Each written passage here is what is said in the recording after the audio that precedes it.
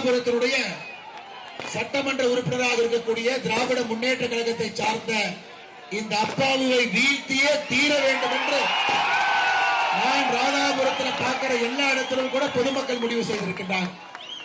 அருமை சொந்தங்களே, இந்த எழுச்சி எங்கேயும் நான் பார்த்தது கிடையாது. பொதுமக்கள் வீதிக்கு வந்து நமக்கு இவரை வீழ்த்த வேண்டும் என்று நினைப்பது, அதெல்லாம் இத்தனை ஆண்டு காலமாக எதுவும் செய்யாம இந்த திராவிட மாடல் ஆட்சி என்று சொல்லக்கூடிய திமுகவினுடைய ஆட்சியில மக்களுடைய வாழ்வாதாரத்தை எங்கும் உயர்த்தாமல் 5 ஆண்டு காலம் ஒரு 2 காலமாக ராதாபுரத்தை அப்பாவு அவர்கள் வைத்திருக்கின்றார்.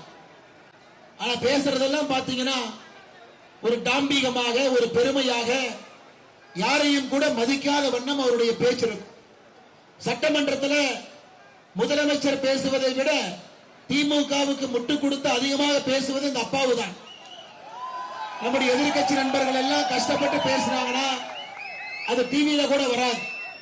ஆனா முதலமைச்சர் பேசுவதை மட்டும் போடுவார். இந்த அப்பாவை பொறுத்தவரை தவறுகள் அரசியல்வாதிகள் செய்வதற்கெல்லாம் இலக்கணமாக இருக்கின்றார். ஒரு குடும்ப ஆட்சிக்கு உதாரணமான ஒரு மனிதர். தான் மட்டுமல்ல, தன்னுடைய பையன் அலெக்ஸ் அப்பாவுக்கு ஒரே நேரத்தில் திராவிட முன்னேற்ற கழகத்தில் 2 பொறுப்பு. அதை பத்தி கேட்டீங்கன்னா மூக்குக்கு மேல கோவம். இன்னைக்கு பல இடத்துல தேர்தல் பிரச்சாரத்துக்கு அவர் போகும்பொழுது பல இடத்துல மக்கள் அப்பாவு அவர்களை கிராமத்துக்குள்ளே விடல, வெளியே நிறுத்தி வைக்கிறார். சமீபத்தில் ஒரு இடத்துல பார்த்த இளைஞர்கள் அப்பா அவர்களை உள்ளூருக்கு வர வேண்டாம், நீங்க எதுவுமே செய்யவில்லை என்று சொன்ன பொழுது அவர் வாக்குவாதத்துக்கு ஈடுபடுறார். அப்ப ஒரு இளைஞர் எந்திரிச்சு சொல்றான், நான் வீடியோல பார்த்தனுங்க, ஒரு இளைஞர் எந்திரிச்சு சொல்றான், ஐயா நீங்க வேட்பாளராக என்ன பேசினாலும் கூட அது சபை குறிப்பில் இருந்து நீக்கப்படும் அப்படிங்கிறார். எந்த அளவுக்கு திரு அப்பா அவர்கள் மீது கிராமப்புறத்தில் ஒரு கோபம், ஒரு எழுச்சி, ஒரு அரசியல் மாற்றம் வந்தே தீர வேண்டும் என்பதற்கு கடந்த 1 மணி நேரத்தில் நாம் சொல்லாமல் சேர்ந்திருக்கக்கூடிய இந்த கூட்டமே ஒரு சாட்சி. அருமை சொந்தங்கள், அண்ணன் அப்பா அவர்கள் என்ன சாதனையை செஞ்சார்?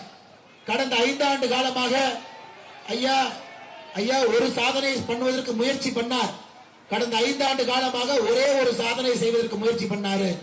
ராதாபுரம் தாலுகாவில் இருக்கக்கூடிய வள்ளியூர் தினசரி காய்கறி மார்க்கெட்டினுடைய என்ட்ரன்ஸ்ல கருணாநிதி ஐயாவுடைய சிலையை வைப்பதற்கு முயற்சி பண்ணார். அதான் ஒரு சாதனை.